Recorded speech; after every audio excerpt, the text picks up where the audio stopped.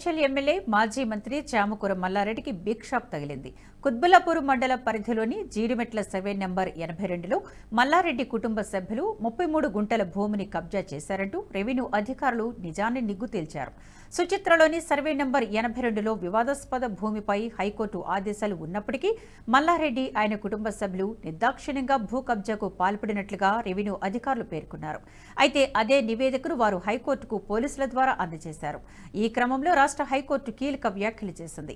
కబ్జాకు గురైన ప్రభుత్వ భూమికి వెంటనే రక్షణ కల్పించాలని ధర్మాసనం సూచించింది. ఈ మొత్తం పరిణామంతో కేసులో మాజీ మంత్రి మల్లారెడ్డి అరెస్టు తప్పదా అనే చర్చ రాష్ట్ర వ్యాప్తంగా జరుగుతోంది. మల్లారెడ్డిపై జిల్లా వ్యాప్తంగా అనేక భూ కబ్జా ఆరోపణలు ఉండడంతో అరెస్టు తప్పదనే వాదనలు వినిపిస్తున్నాయి.